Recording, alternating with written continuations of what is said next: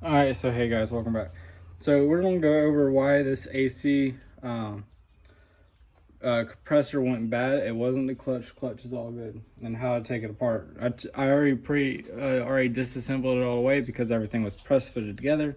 So it'd be a really long video if I did that. If I showed you the entire process. So what you do is that this is a 1/2 inch nut. On this particular model, this model came off of a 96 C1500 Chevy Silverado.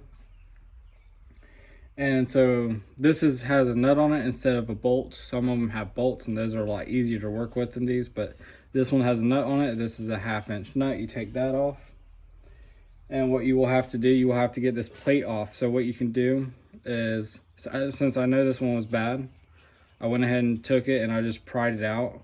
But you can put if you have like if you have a piece of threaded pipe that you can use, that you can attach or like a threaded hollow rod that you can thread to, you can put get a reducer, screw it into here. That's what these threads right here are for. I don't know if y'all are picking up, but there's those threads right there.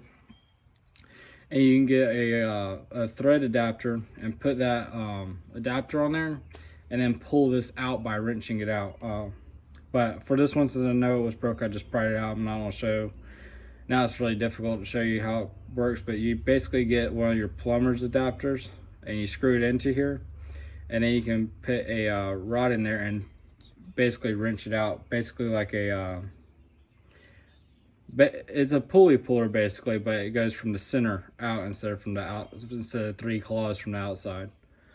So you take your 1/2 inch bolt out, and then you will either pry this plate out.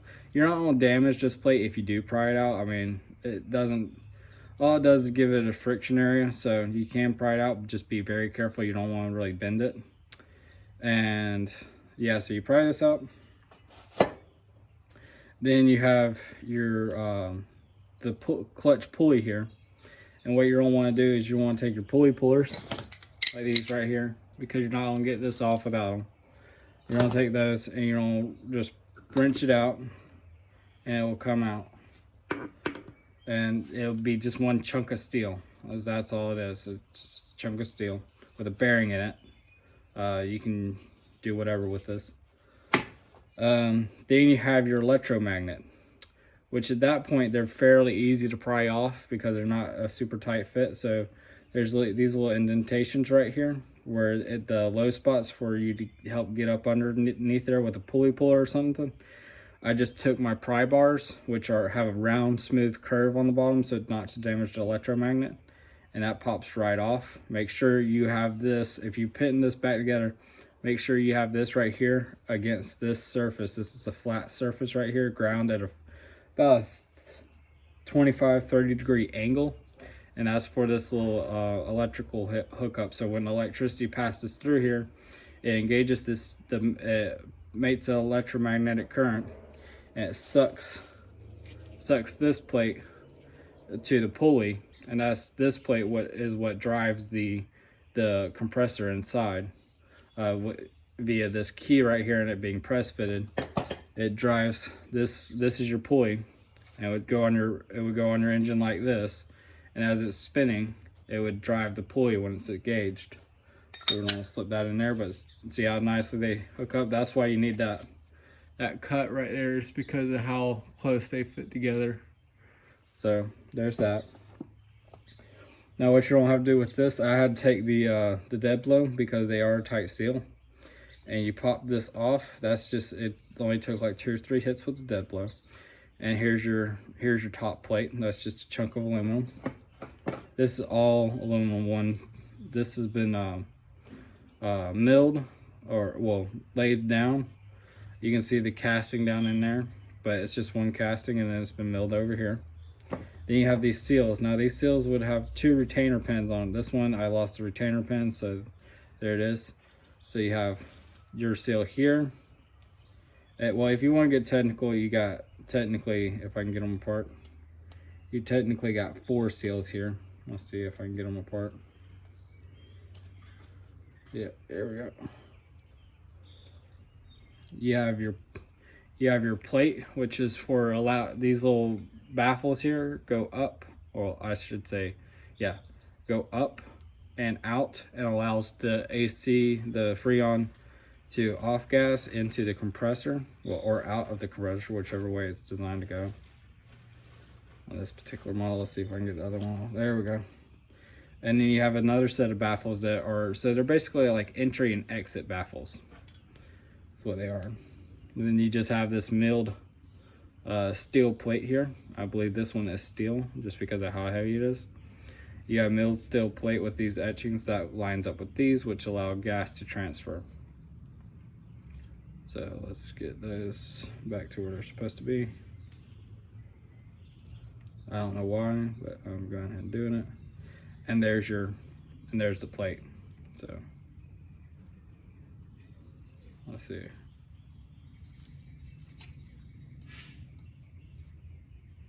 Yep, there we go. I got off. There we go. It's close, so I'm gonna get it for now because I don't know why I'm doing that. All right. So, and then you have this plate that would go with that. These have little baffles on there. Make sure you don't dent those. Those all correspond.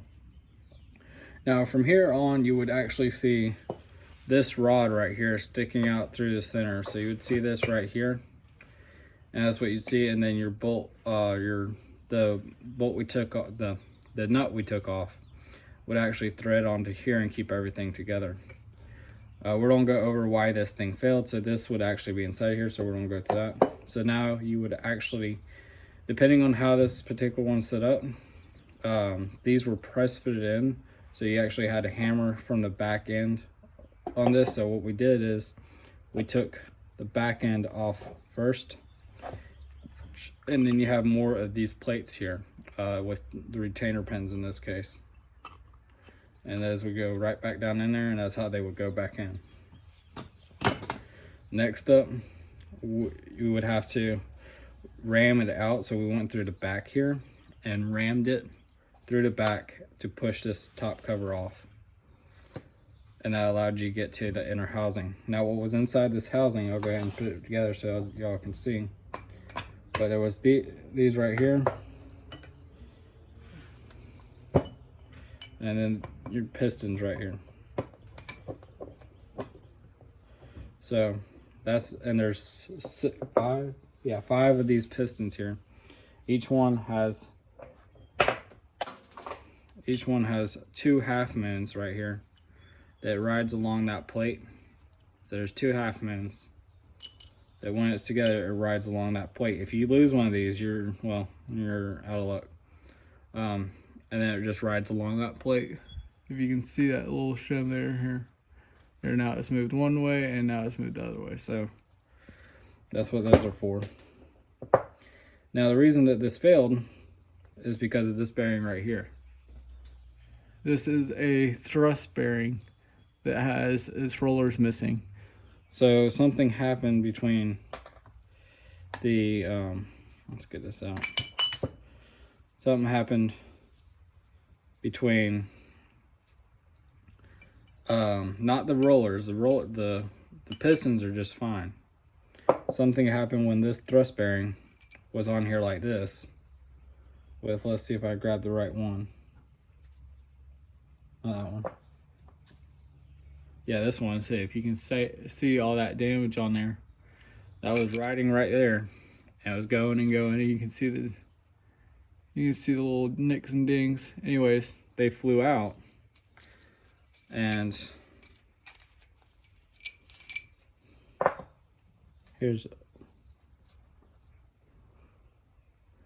one of the intact roller bearings right there. There's one of the roller bearings, and what it did, it flew out and gouged out the pump there. See that chip missing out of it? So it gouged out all that right there and destroyed the entire pump. Now one of these was sheared. Let's see if we can find the one that was sheared.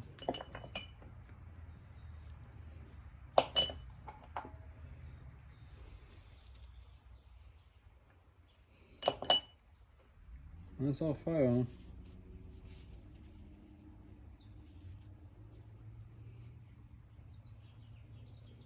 There's a little nick in this one right here, but that won't do anything.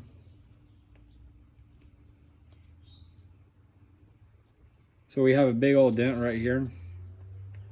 So that was probably due to the bearing getting loose and then this getting off kiltered and grabbing the sidewall.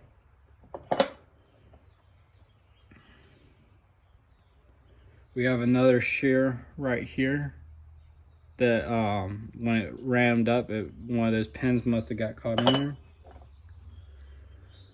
All right, here we go. And here's another shear right here off the bottom side that I don't know how well y'all can see that, but it's been sheared. Probably another pin got stuck there, or metal shaving. And here's a good clear one. Let's see.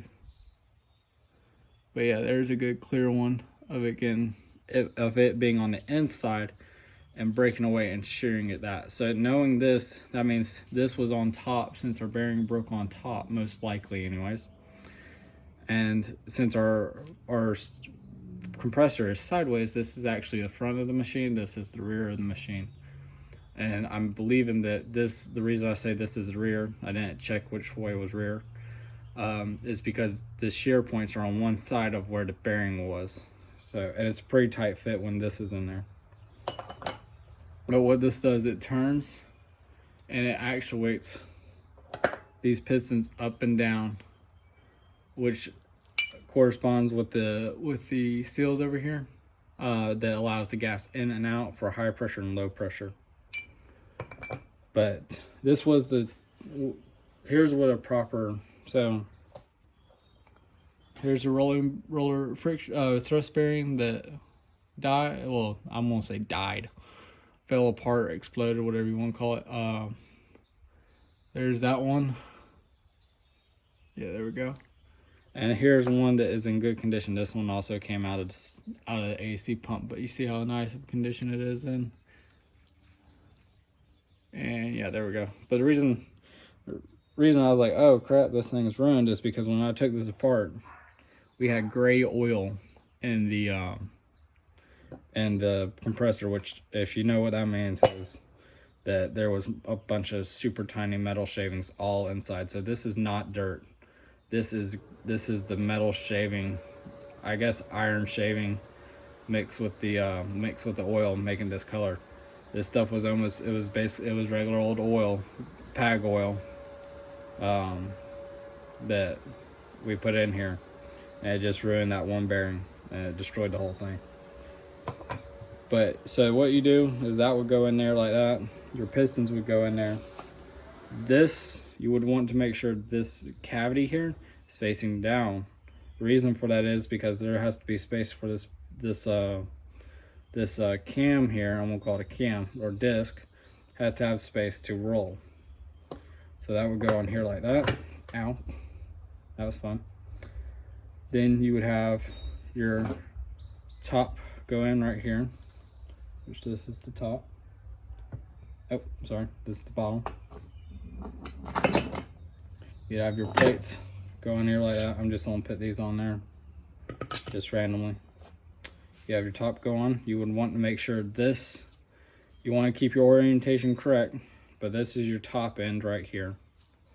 The reason you can tell is because this divot right here is for your electromagnet, and that's what needs to be added power to, so you don't want that on the bottom other side because your wire will not reach. In this case, since we haven't put our bottom on, it doesn't matter too much, but you do want to keep your orientation in mind. And then you would take your electromagnet, you would line your hookup to that 45, and there's that. You put your steel plate back on, and once you put the nut back on, it will all suck together. And then you would put your plate back on. Make sure that your keyways right here, these are called keys. This is a square key if you're wondering what type of key it takes. And you want to line up your keys and it would pop, and you would just set it on there and line them up with your key in there already. Then you would suck it down with the nut. Well, that was close. I almost forgot one thing. So there is a retainer. This is very important before you go start taking these apart, because I forgot about telling you this. There is a retainer, a groove in this. What that groove is for the snap ring. That snap ring sits right inside that groove, just making sure that everything stays on there. So don't forget that. I almost forgot to tell you. But that goes on. Your magneto goes on just like that. Your plate goes on, and then your outer plate goes on, and you line that up. And then you would screw it back together, and that would be your AC compressor.